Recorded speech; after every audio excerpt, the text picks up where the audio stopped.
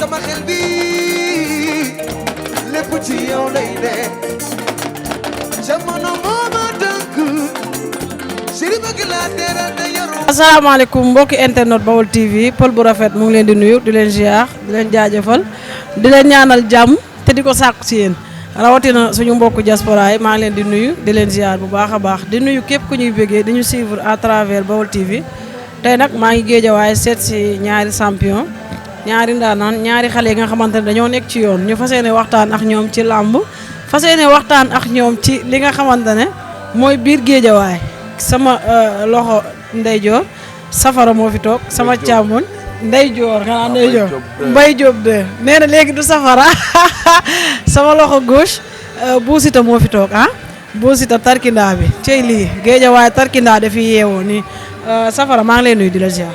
waaw Paul maa ngi lay ziar di la bëggee di bëggee waa adduna di ziar waa adduna travers monde bi entier di bëggee suma yaay di bëggee suma baay xam nga di sant géejawaay gi yëpp ku ci mel ni suma papa sama turandoom Mbaye Diop xam nga ak ram doomu nday ilimaan risque suma gendarme bu ñaawul bi di la bëggee yow Paul xam nga di bëggee suma caméraman bi alu bi di bëggee buusita sama doom yaay xam nga di bëggee àdduna ñëpp waaw di leen wax ne daal seen doom a ngi nii seen doom seen rak seen xarit di bëggee Balla Gaye sama papa maa ngi koy ziar bu wér di bëggee waa école de Mool Fadam di si jiital turu Pathé prési mais safara la moo tax sa wax di dëgër yow.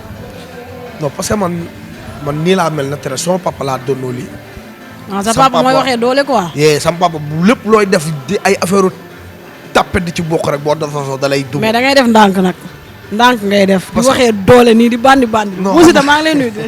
waaw ziar nañ la ginnaaw bi ñu sant yàlla julli si Yonent bi di sant samay ñaari waajur di sant waa àdduna xam nga di sant waa géejawaay bu baax waaw di sant tamit waa diaspora bi di leen nuyu bu baax a baax xam nga di nuyu tamit fi ñu ñëw nii waaw géejawaay nga ñu fekk amoo siis waaw maanaam ndeysaan dama kontaan quoi di nuyu tamit Alsaan caméraman bi allo.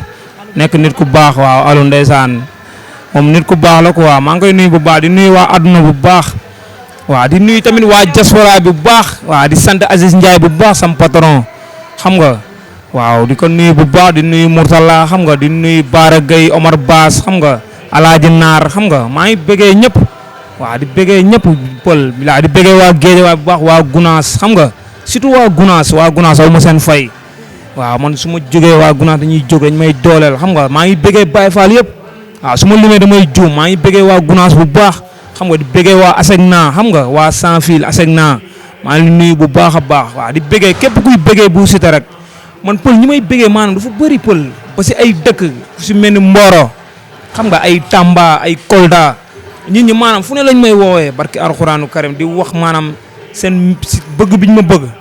barki Serigne Touba moo tax maa ngi leen di sant bu baax di sant waa Géejawaay bu baax a baax waaw da bëgg gis nga bëgg ndeysaan bëgg dafa garaaw ndeysaan te ndeysaan xam nga rek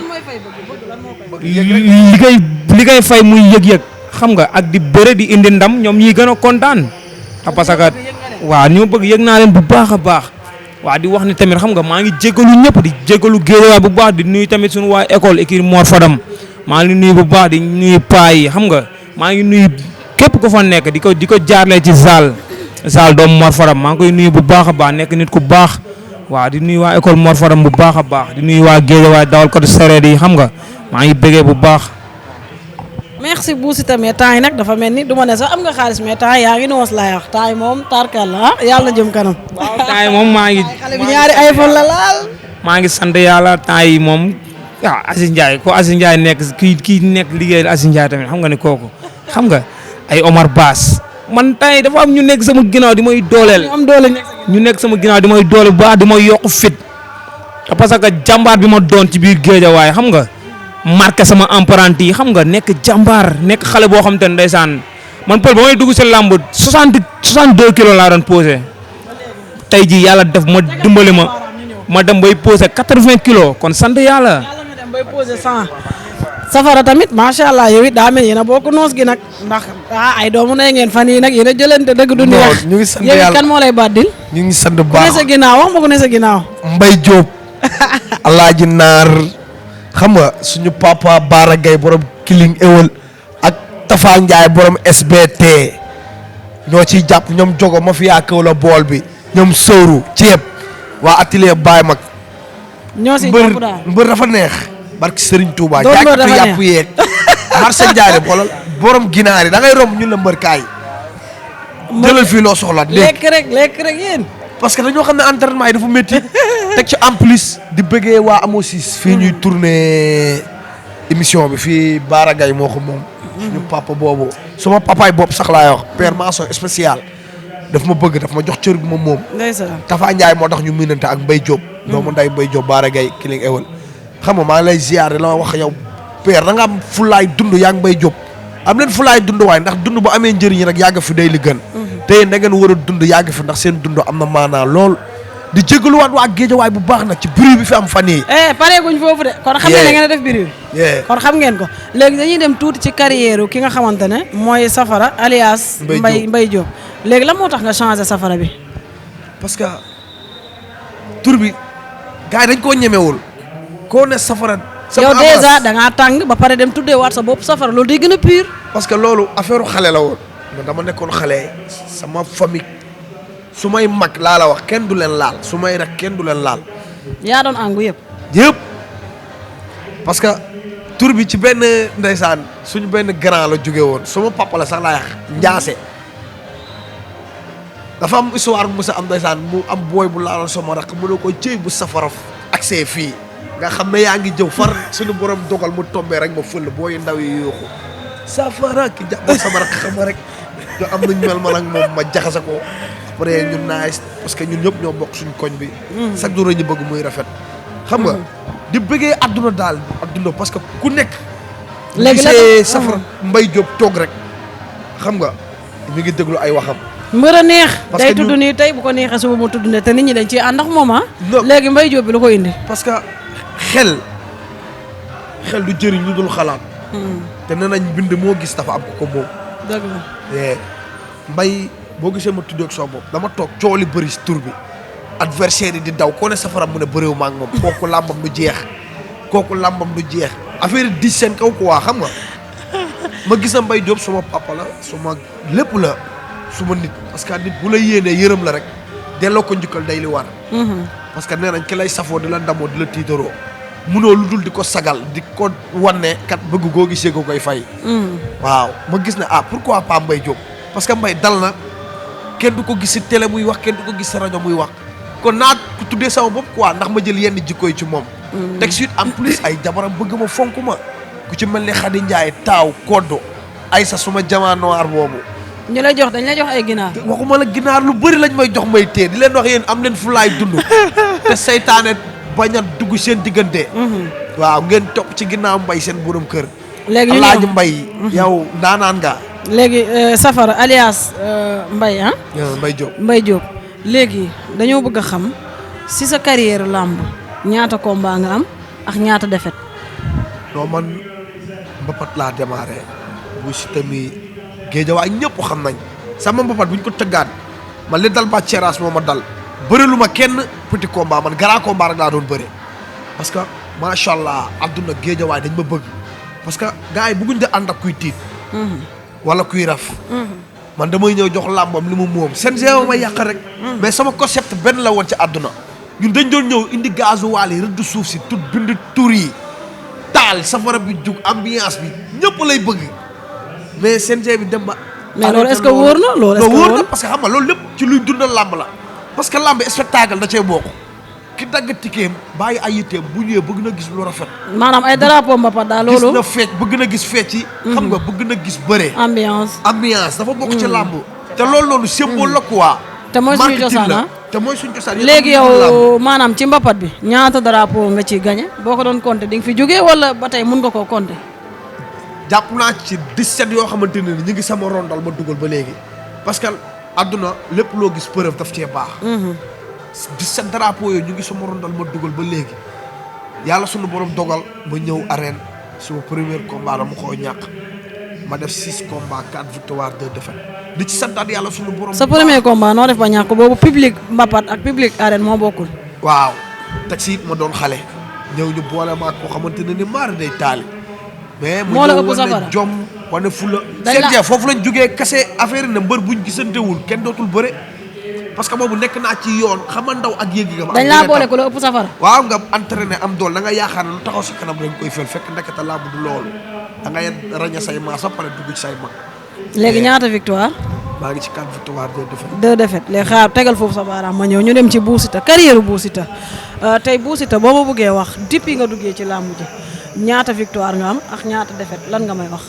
waaw ba ma duggee ci làmb moom bëri naa maanaam comme si arène bi quoi bëri naa 8 combats loolu leer na adduna leer na international te parce que Bou Siteu léegi Bou Siteu international la man dama feer ci maanaam international ni ñu ma xamee barke Serigne Touba ma dama ci kontaan te parce que loolu noonu mbër bu nekk maa ko liggéey te parce que dama ñëw matuma mbër ñëw ndeysaan ñëpp man maanaam man du ma dox nii sax ba nit xool ma nii sax yaakaar ne man dinaa tekk ci làmb wala dinaa egg benn niveau bi nii ci làmb laa safara waaw waaw mais bokkul quoi man ba may dugg ci làmb ak Siteu ba muy dugg ci làmb bokkul man boo xoolee yow man boo ma xoolee nii rek nga xool man 8 combats laa bëri nga xool man sama premier combat nan laa waroon toll ak nii nga may gisee nii. waaw. waaw 8 combats laa bëre ma am ci 6 victoire am ci 2 défaites waaw du défaite sax defaru la te parce que dama doon ñëw ak fuggo ak xam nga am tamit ay ñu nekk ñaar défaites yi ardo mooma daan ardo bu golf gaynde waaw ak caatu rëbës ñoom ñaar ñooñ kese ñooma musa daan waaw. waaw maak ardo bu bés bi njëkk bi. en tant que xale boo xam ne dafa am public am mbooloo bu bëree mu neex bu feccee mu neex tey stade bi bu Siteu waree dem kenn du ne tey est-ce que promoteur bi dina décourager promoteur bi day kontaan sawar tëggal ki nga xamante ne boo mooy Bou Siteu làmb ndax tey boo jógee li ngay nekk xale li ngay tuuti géejawaay yëpp dañ lay topp sa premier défaite nañ nga ko dundee ak mbooloo bi la topp. waaw sama premier défaite ni ma ko dundee muy xam nga maanaam sama 5e combat laa ñëw daanu sama 5e combat ma dama tegale 4 victoire nekk xale coow li bëri ak xam nga ni ma toll. waaw ma ñëw ndeysaan xam nga sama 5e combat ma ñëw ndeysaan daanu waaye ba ma daanoo bàyyi beneen affaire la te parce que sama premier daanu maanaam mbapat 19 combat laa bëre mbapat kenn musuma daan ci mbapat xam nga coow lii mais jour bi ma daanoo laay soo ko xam àdduna si laay soo ko xam tamit doomu aadama maanaam jàng naa si lu bëri barki sër man sa ba ma daanoo dégg lu ma la wax barki Alxuraanu Karim ba ma ñibbi sax damaa jooy estar ba sama kër ma ñëwaat di jooy kenn mënu ma ndax parce que man mosuma woon gëm ni maanaam ma dinaa daanu xam nga mosuma woon gëm ni ma dinaa daanu ci làmb parce que li ne si man ak saako yooyu li mu def ci man pour man nit mënul dugg si man ba rectifier ba nax ma ba daan ma barki Serigne Touba Mba xam nga rek mu metti woon torop mu metti woon tamit waa Géejawaay torop ndeysaan gaa na ma yow mooy loolu xam nga 4 combats nga def xam nga ñëw tegale 4 victoire yow lii du dara man tam ma xam ne tamit affaire yi jeexul quoi ndaw laa tamit ma xam nga rek moom muñ waaw moo tax gisoo ba ma si jugee ba léegi yàlla mu may def gën a defar sama yoon. yàlla xàllal na la sa yoon daal te jàpp nga ne incha allah mooy loolu léegi nag nga bëree tegle 4 victoire ci durant ba premier combat ku ne xam na ne di nga yóbbu nit mais pas comme mbooloo bi la topp léegi nag ci 4e bi ci la mbooloo bi yëpp donc ci nga ràññee sa bopp ci nga gën a nekkee mbër ci lañ la daanee ci nga defaru jiwaat tey mun nañ xam sa erreur sa diggante ak caatu rëbës ak kii nu mu tuddati ardo tey ñaari ko defet yooyu mun nañ xam erreur bi fan la jóge waaw erreur fu mu jógee rek muy maanaam di bëre public maanaam man pël man sama combat yi ma bëre arène yëpp musuma ñëw grand combat bi ëpp ma lu ma dugal man sama combat yëpp li may dugal grand combat bi du ko dugal te parce que si mbapat la woon lañ ma toppee woon man boo gisee ma teel a dugg si làmb nii sax te parce que li nekk sama ginnaaw loolu nekkul lu ñuy foowee si ay mbapat di ko kii muy yàqu waaw te parce que dama prouvé quoi moo war a sax sama teel a dugg si làmb maanaam li topp sama ginnaaw moo bëri xam nga waaw noonu la demee quoi. mais ñu gis ne Bou Siteu buy bëre du concentré wu. waaw du ma concentré comme foofu laay ñëw rek. mooy sa ñàkk concentration lu koy indi. sama ñàkk concentration mooy maanaam di topp public bi waaw ndeysaan topp public bi ak xam nga rek ak sañ-sañ bi nekk si man damay bëree dama daan bëree sañ-sañ daan bëree public xam nga man dama daan bëree sax jàppante nii di xool supporters yi di barki Serigne Touba ñu naan ma nii may mën a xool di kii yow image yaa ngi fi. xam nga loolu nag ma xam ne lii maanaam jëmul kër. xam nga li ma lii mun na yàq sama carrière. waaw man ndeysaan waaw man dama feer ci 8 combats yi ma bëri nekk xale am si 6 victoire. am na ñoo xam ne ay punkal lañ ñu ngi fi te amuñu loolu. dëgg la maa ngi ñëwaat foofu loolu xëy na yaa ko liggéey tamit. maa ko liggéey waaw. Safara ñu ñëw si sa ñaari défaite yow it ndax xam nga da ciy baax ndax ñiy suivre tamit xam mbër yi ñan lañ ak lan lañ fi def. lu dëgg ak ñii ñooy ñan kan mooy Safara kan mooy Mbaye Diop premier combat. 37 bu Mbour moo ma daan. 37 bu Mbour. 37 yi nag yab nañ leen de 37 tamit du gaar na. waaw ñu dem foofu moo ma daan. ma juga si am lamb fii nu mu tudd lamb banlieue bëreeg jant bi xaarim jant bi daan ko ma fa jugee ci laa bëreeg Siteu daan ko. Siteu man ñu bu yëmbal mbooloo yaa ci jugee ñu jox ma kii Boy Barñe. Boy Barñe waaw. boo seetaanee jour combat guy gi booy ñaa lañ bëre. ñu bëre combat bu métti stade bu ñëpp jug. ndeysaan xam nga rek boo nekkee xale nekk débutant ca làmb. mu mbaar la. non dañoo ànd mu mbot ma mbaar ko mu xëpp ma suuf. da ngaa wàcc kat nag Safara. seetaana làmb ji. Safara kat wàcc nga nag. par kii sunu borom mi ñu tiim xam na ne site yaa ngi fi boo duggee ci net bi di nga ko gis. dañoo ànd mu mbot ma mbaar ko. maanaam da ngeen a njaax mu xëpp ma nii suuf. xam nga rek boo nekkee ngaa ka làmb xamoo dara ma jug taxaw. arbitre gis sama fi tax suuf rek ngi jox ko 3. nga jooy. ma jooy dem suñu kër di reetaan ma ne ndàmb yi yëpp am na ci. waaw kañ ngay téye micro bi. sama papa na ma gis nga de. non man kii amatuma bëri tiitar. lambu. yow lan ngay dosé laa bëgg a xam yow. non dosé wu ma sax xam nga rek explication moo tax ma fàtte maa ngi téye micro sax xam nga sama papa na ma defaru rek yii yëpp da lay yee ci lamb mais mosuma xam ne loolu am na ci lamb caay yooyu mais après da nga siy jàngat. yu bëri xam yow yaay kan. après. waaw après Safara année balance na ma bëree caatu foora daan ko si kii laa mujjee bëree. caatu foora ci loo ko daan ci doole nga ko daan wala ci mën a bëre. wala caatu foora ci mën a bëre laa ko daan. parce que dama ko yàgg a suivre caatu foora di bëggee bàcc seeraas au passage xam na li may wax. man dama doon nekk caaroy kaa ba man ñoom mbay bu gàtt. ñoo fa doon ne sama copain maa ngi koy bëggee. xam nga ñoom Feere ñoom Abdoulaye. xam nga ñoom Vito booy gétoo yëpp. ñoom Xalil ñoo doon nekk foofu. ma koy gis muy ñuy ay tournois am foofu muy bëre un jour ma damay bëre. bàcc na ma bul moytu sa bopp kii da lay damm gis nga kii ni muy daanee punkali ma ree. kan la boobu caatu foora. waaw ma ree xam ne kii bu fi làmb di mujj dinañ bëre man ak moom parce que boobu man xam naa ko te moom xamuma. tak ñu bëre mu bëre jël tournoi bi amoon foofu. bàcc na ma da ngaa rëy la gis nga kii nga naan da ngay bëre ma ne ko bàcc yow xam nga ne li ci yow lu ko raw mi ngi ci man. te kii maa la ko wax ba fi muy mujj dinañ bëre te dinaa ko daan. moo tax bi ñu dajee làmb rek arène dama kontaan xam ne dama koy daan parce que day bëre si. boobu Boy Barñi def na la mbër. waaw boobu ñëwaat naa ratapara xam nga càmbaraat naa sama bopp gën a xoolaat sama bopp. ma ñëw ñu bëre làmb bu métti xeex ma dem ardo mu dem ardo ma aras ko ba ci kaw dóor ci suuf arbitre di bañ ma wéer ko poids parce que ça xam naa ne fii doole faa ma wane ko parce que bàcc seera sox bi ma doon wax ne ma yemal kii du sam moroom xoolal kii ni muy daanee ñii ma ree xam na ndeysaan daan tuuti na trop comme li gars yi tax mais dangar jàngi ci biir xam nga ma jóge fa après ci laa bëreeg Siteu 2 daan ko sama dernier combat caatu kii laa am nu mu tuddati Kayta Kara jooru combat kan moo bëroon grand combat sax ma xool kii mbëru Medina bi nu mu tuddati sax. mbëru Medina bi kan la. ca bëri woon feeg Zé rek. double moteur. waaw jooru combat double moteur. yaa bëri woon kii bi. avant grand combat bëri woon 6e combat.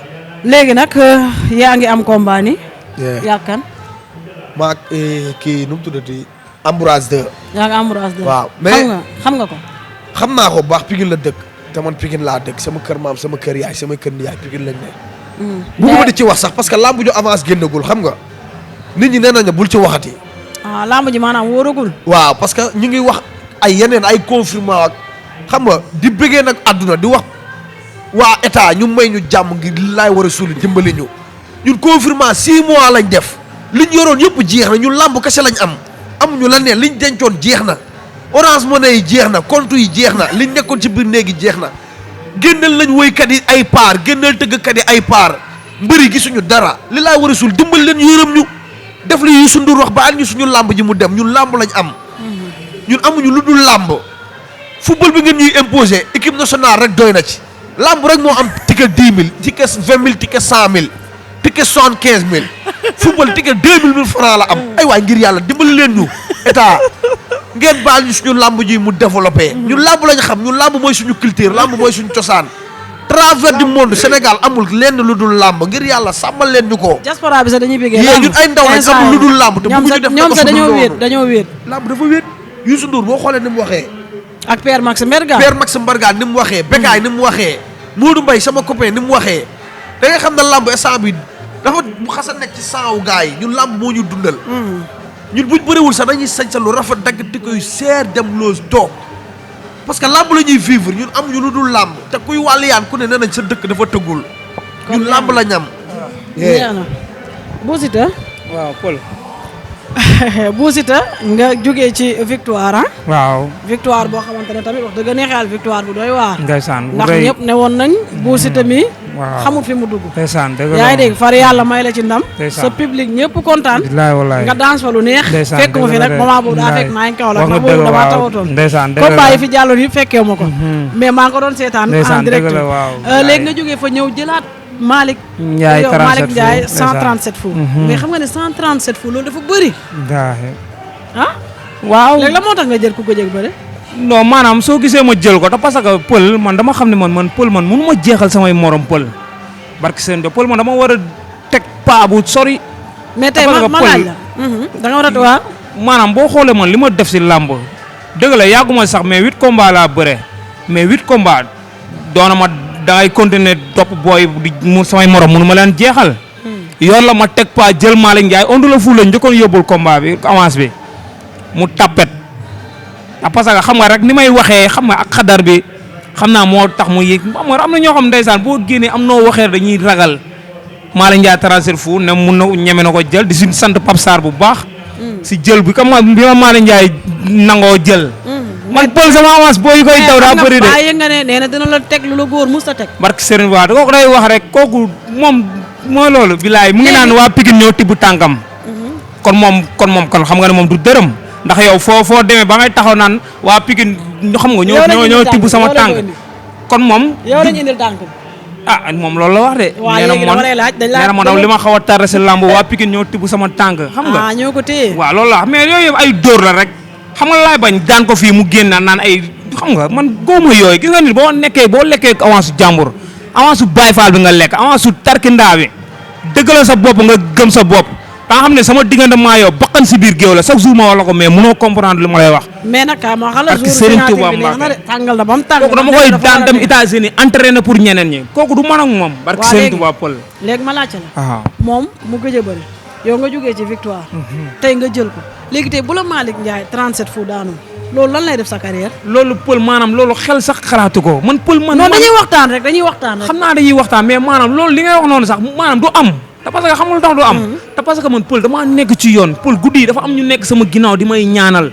ku ci mel ni Serif Fadal xam nga ay Omar Bass ay Moussa Kanté dafa am ay léegi maanaam maa ngi koy dégg muy woo uccaay naan uccaay nañ ñëw benn uccaa du ñëw luy uccaa uccaa la wax nee na uccaay nañ yëngal jalang yi xaw ma jalangaar xaw ma lan di ko wax ne fii uccaa benn uccaa du ñëw man uccaay rek maa bëgg xam nga da ngay xaar lu bëri doole dinaa la ñëw dinaa la teg lu métti di si woo sërif yëpp nag di ci woo sërif Fadal yëpp nañ ñëw jàppale ma waaw surtout gis nga di si woo tamit waa Njaasaan ndax man Bukunta laa tudd man ragal ma fu ma jëm man Bukunta Njaasaan lañ ma tuddee di nuyu xam nga di nuyu waa Njaasaan bu baax gaamu Njaasaan bi passé rek maag Bécaye Mbaye ñu ngi fa daje waaw père Bécaye ndeysaan ñu ngi fa daje noonu mu gis ma dama yow looy def fii man ko yow père yow man sa sëriñ laa mu ne ma man ko man Bukunta laa tudd xam nga mu kontaan père Bécaye Mbaye di ko nuyu bu baax di nuyu tamit xam nga sëriñ Bécaye ñu nekk foofu Njaasaan di ko ñaanal bu baax a baax a baax waaw di bëgg man dafa am ñu nekk sama ginnaaw guddi yi yaag Malick Ndiaye 137 fu waaw léegi moom nga daan ko fan la lay yóbbu fi may yóbbu muy si mag ñi comme ñan pël nag pël bu ñu waxantee dëgg pël Malick Ndiaye 37 fu dafa am lu mu def ci làmb amaana gëj a bëre moo waral sax.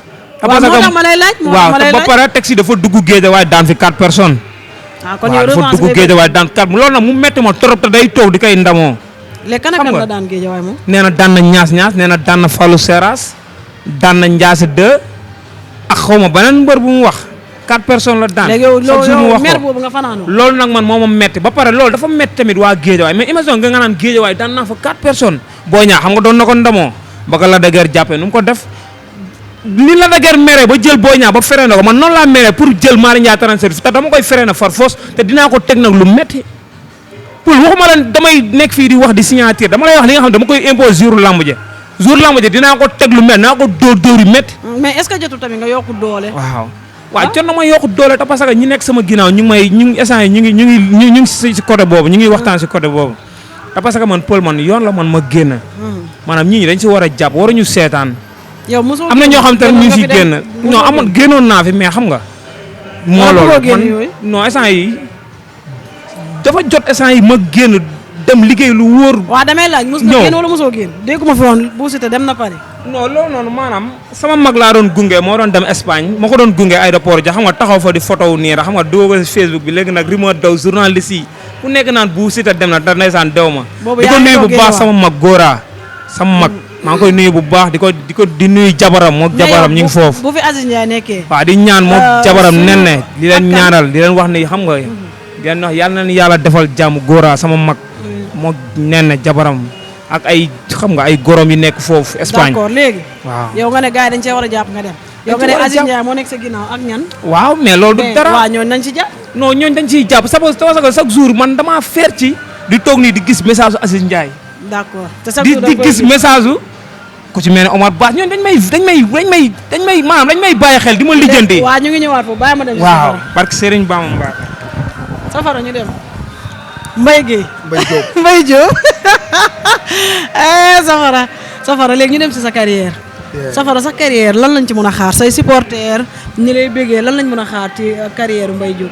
waaw le retour de Mbaye Diop bu ees comme ni ko Gambie di waxee waaw di bëggaat waa Gambie di leen wax ne waa ay seen mboga seen doom mu ngi dee ñëw léegi ay bu lee leen xel ñaar sax ay because maa ngi dee ñëw ak lu tàng jër lu ees tax ay noonu la dee demee foofu su may mboga ñoo fa nekk di bëggewaat gars yi mafia kaw la bool bi kaf mafia marsa njaareem bi borom sareet yi waa aseg naa sama koñu papa waa sëñ Assane xam nga di leen wax nañ le retour ak stade bu bees bi nga xam ne ñun dañuy dox rek dem stade non gars yi nañ gis nañ xam ne Géejawaay stade bi ñoo moomee vent maanaam ñi war a bëre xew am nañ problème nga bëgg a wax kenn waxatul loolu waxuma la problème mais musiba entier wa ngi dal seen kaw ñoom xam nañ loolu mais ni ngay waxee ni est-ce que tamit gars yi dinañ la ñeme tamit non parce que lamb est-ce que doo wàññi tuuti waaw kon léegi baal ma seral man mënu ma wax parce que bu tàngee tamit gars yi dañ la fi bàyyi parce que xam nga man damaa góore damaa saf góor ba mëb moo tax xam nga di wax gars yi waaw nañ waaj jàpp si ñu def nañ doon def gars yi yëngal ci kaw ma yëngal ci suuf parce que gars yi gunge la rek lañ mën ci làmb toog supporter la mais la res la nekk ci géew ba yow la yaa ko yeegal yaa ci jël say propre décision d'accord te Géejawaay ñëpp xam nañ ne bu ndaanaan bi ngéem boo ba dongali arbitre dagg loxo ñu xam ne gaynde gi agsi na parce que bëri woon nga combat bu neex moom pël man làmb dafa nekk suma deret man wàlliyaanuma man dama doon bëre ñu bëri xam nañ loolu ci man man nekkul ne damaa ñëw nii am plaisir làmb na ci làmb de man Mbàkke ba mooy sama nijaay ak Baba Diallo bu yor Pikine mbooloo ñoo sama yaay bokk ndey ak baay Mbàkke ba ak Eumeu Sène ñoo demandoo woon champion d'Afrique 4 ans sama nijaay téye champion bi kenn jëlu ko ci moom kon bokk nga si ñuy ngénte xaasu làmb oui loolu rek ndam la te man foofu laa yaroo foofu laa màggee ba ngay génn kër Ama dugg sama kër maam Ama bu amee combat sama nijaay moo koy préparé di biggeewaat Alaaji Mbay au passage parce que dama gis sa suy naaj si muy def chaque jour sama nijaay bi mu gaañoo moom laa fa gis sama doom nijaay bi mu gaañoo moom laa fa gis sama mag bi muy xew foofu moom laa gis di la wax daanaan li nga jàpp di ko boole di ko ñaw biir Pikine bul bàyyi xëy na wax bëriwul nag mais gars yi ñu ngi lay bàyyi xel man ku def lu rafet rek laa mun a wax la d'accord léegi parce que sa naaj dafa rafet maa ngi lay bëggee nag di la wax mention spéciale macha allah yàlla na jàmm yàgg parce que jullit noonu lay def da ngay defar léegi nag ñu ñëw desandi ci Géejawaay yow Mbaye Diop muy Bou Siteu yéen ngeen ne biir géejawaay ngeen nekk drapeau géejawaay ngeen di présenté. ak fu ngeen munti dem mais lan moo tax instant bi ngeen bëgg a jël coow li sàlloo ko di wax ba àdduna yëpp di leen ŋàññi lan moo waral coow li. waaw te à chaque fois su ngeen waxee wax ji day jëm ci côté guy gi la ñëpp di waxee ah. xoola seen problème tey mun nañ xam lan la. loolu